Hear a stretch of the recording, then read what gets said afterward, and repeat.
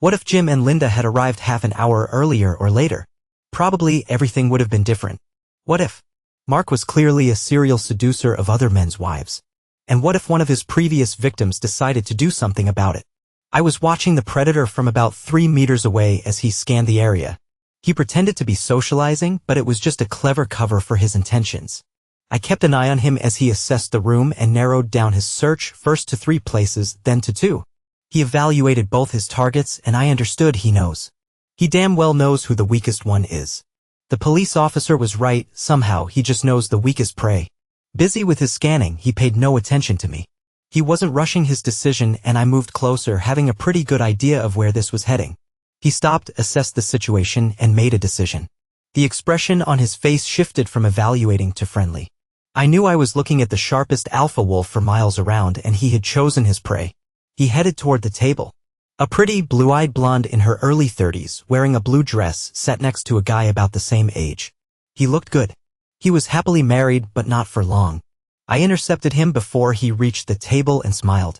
"Hey, remember me?" He was so focused on his prey that he hadn't noticed my approach. He glanced at me and said, "Wait. What? No, I'm busy. I only give out autographs at official events." I shook my head. "Sad, but I guess I'm just a statistic in your world. You seduced my wife 8 months ago. We were here. You asked her to dance. She agreed, despite my objections, and you danced with her. Then you invited her over and slept with her. On my damn anniversary."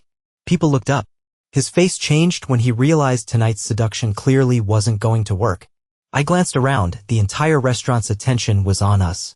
Everyone was watching as the drama unfolded. The woman in the blue dress had no idea that if I hadn't added a little drama to the night, she would have betrayed her husband in the worst way possible. "Well, sorry. Won't happen again," he sneered. I shook my head. "It's all about the numbers. You enjoy picking up married women right in front of their husbands, and it works. Rumor has it 2 or 3 a week in the off-season and once a week during the season. Impressive numbers." He smiled. "Add narcissism to the fact that you're simply one of the worst people on the planet." I smirked back. 5 years. Let's estimate about 100 women a year for 5 years since you were drafted to the local team. You've ruined 500 marriages." I shook my head again. "Let's assume half of them reconciled, though in reality the marriage was already broken.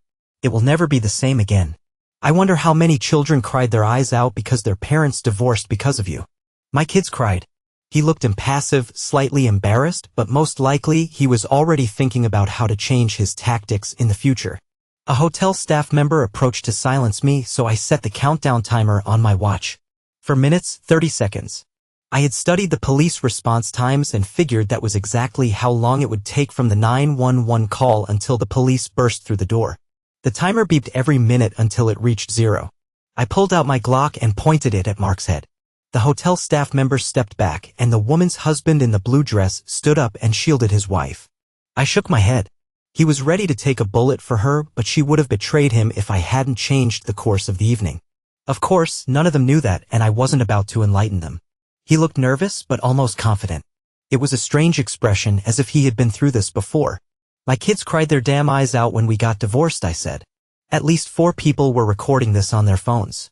One of them noticed that I saw him, and he tried to hide his phone. "Hey, record away," I told him. "Here's the short 30-second version of what's happening here. Mark seduces women right in front of their husbands. That's his thing. He makes sure the husbands know they're being cheated on. My dear wife danced with Mark and then came back. My watch beeped. For minutes. When I started explaining to her why what she did was a crappy thing to do to her husband, she deliberately spilled wine on herself. I continued.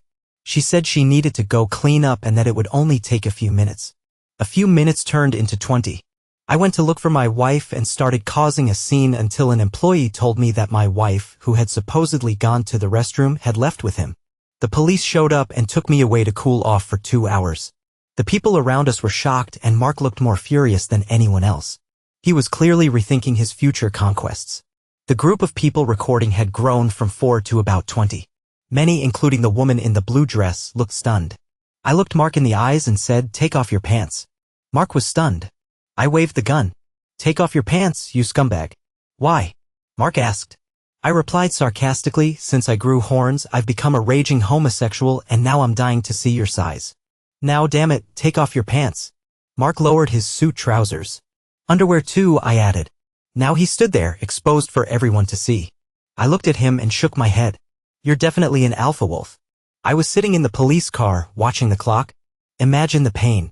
I paused for a second before continuing. It's been 50 minutes since you've been sitting in the back seat of a police car, watching the clock. You can't shut off your mind's eye.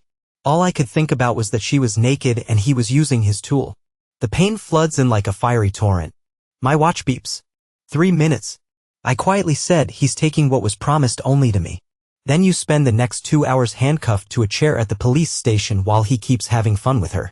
The police officer told me it was a primal instinct and that most women, when anonymously surveyed, would do the same thing in front of their husbands.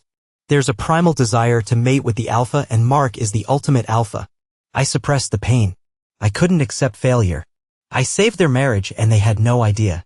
I continued in a softer voice. She came home spouting nonsense about how it was just sex. Of course, our marriage fell apart. She offered to even the score, a supermodel escort, any kind of sex, whatever I wanted. I told her I was happy just making love to her. I'm a one-woman man, and as long as she felt the same, I was fine. I liked our connection, and I loved looking down at her when she screamed that she loved me while we were together. He destroyed that. I looked around and asked, and you guys, could you stay in a marriage?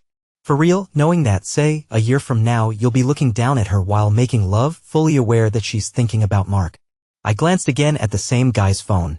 A professional tip for women: if you cheat on your husband, you will lose your marriage. The police officer said mating with an alpha is primal, and I get that, but women need to understand that for 99% of men, a wife's loyalty is also a primal need. A third to half of men might stay for the sake of the kids, but you will never have a real marriage again. My watch beeped. 2 minutes. I thought about my kids and another wave of fiery pain surged through me. I suppressed it. I couldn't tolerate failure. I looked again at the guy with the phone. Fights.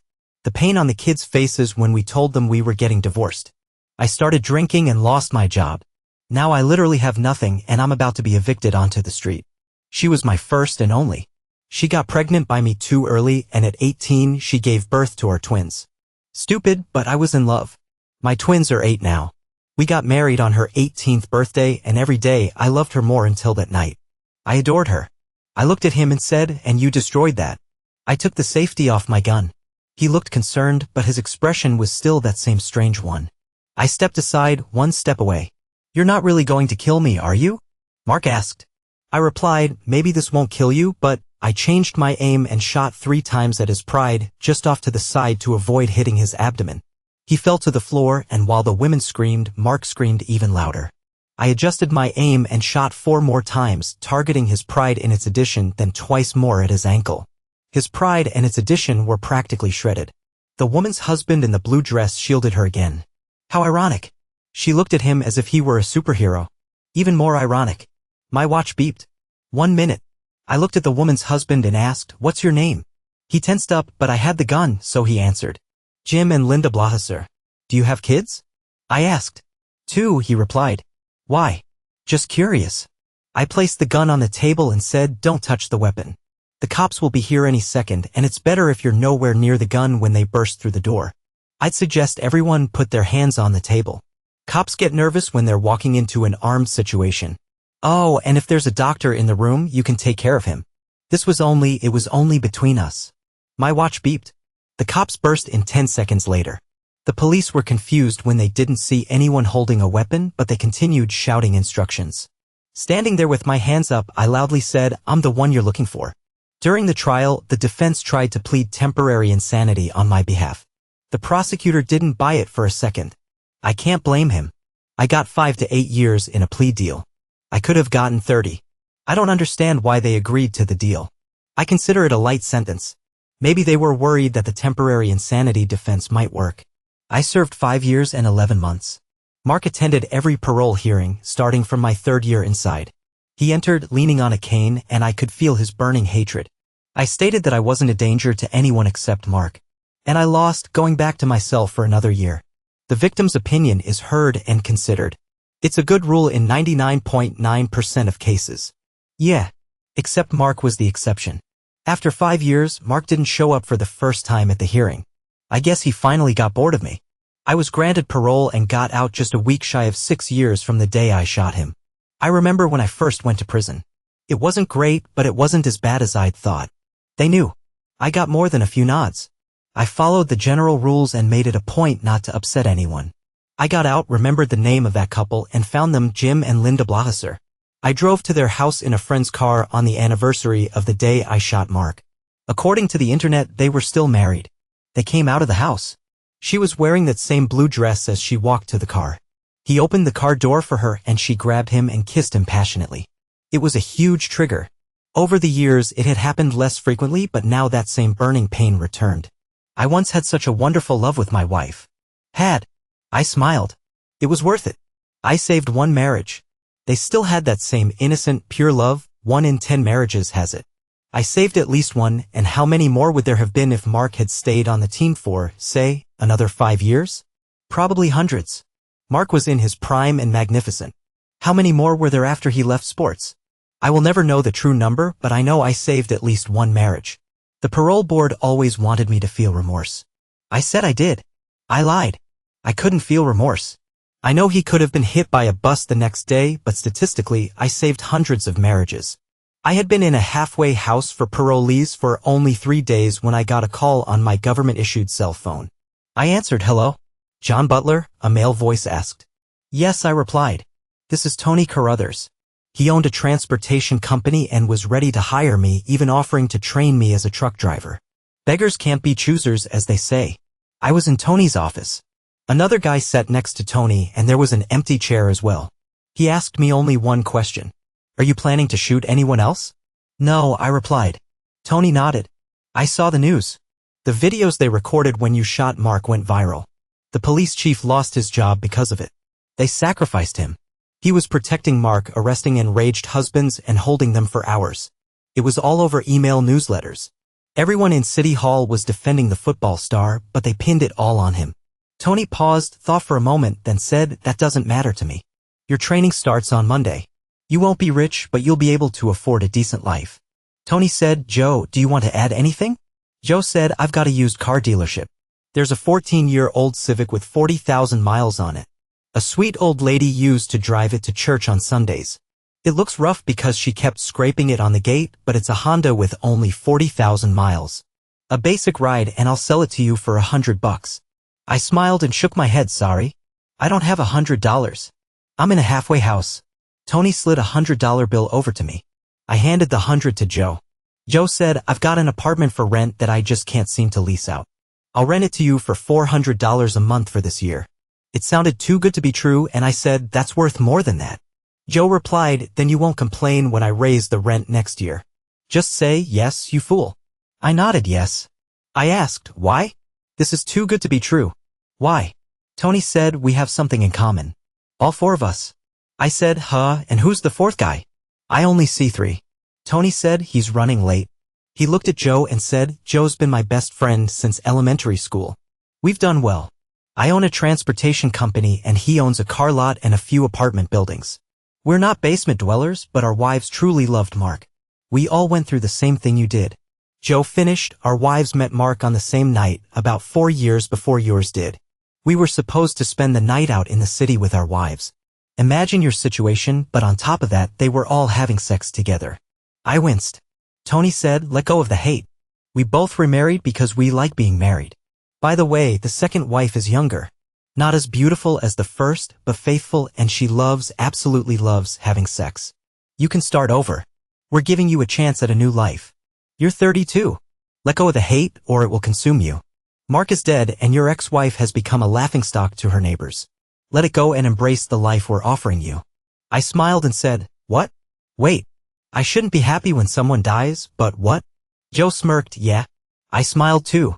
"You're not supposed to be happy when someone dies, but I made an exception for Mark. Mark took his own life. The higher you climb, the harder the fall. He did it about 6 months ago. Imagine going from being a professional football player who could get any girl to a man without his instrument and with a leg that didn't work. No career, no girls. He still had plenty of money, but he wanted more. And how did my ex-wife become a laughingstock?" I asked. "Legally, I'm not allowed to contact my ex-wife or kids." Tony said, "I found some things out knowing you wouldn't be allowed to contact her. She got remarried about 4 years ago. Your kids are fine, both doing well in school. I didn't do anything illegal, just looked through public records and checked out their school's website. I asked, so why did my ex-wife become a laughingstock? Tony laughed, typed a few words on his laptop and turned it around. It was a Google search result for Mark Lavalier sex tape. There were thousands of views. Tony said, looks like Mark slept with the wife of someone who either had access to his property or knew a hacker. I don't really care. Either way, they knew someone who knew how to spread videos online. Joe said he had cameras all over his bedroom. There was a studio in the basement. He had a guy operating the cameras, hidden in the light fixtures and walls. He had 3 angles on his bed and another camera in the shower. Somehow, all his videos were uploaded to 50 different websites simultaneously. Tony clicked on the first result and I looked closely at the browser. It said, join now for access to all 591 videos of wives with Mark Lavalier. From all 3 angles. Bonus shower footage. Joe looked at me and repeated, let go of the hate. We've been waiting a long time to help you. You've got friends here. All of us were betrayed by our wives for him. Now he's dead. The weight lifted off my shoulders and I nodded. I almost, damn it, started crying from the relief. A minute later, I asked, so who's the other chair for? I heard the door open and then a voice, sorry I'm late. I had a court hearing and I'll have to head back soon. Can't sit and chat. I turned around. My prosecutor looked at me, smiled, and left.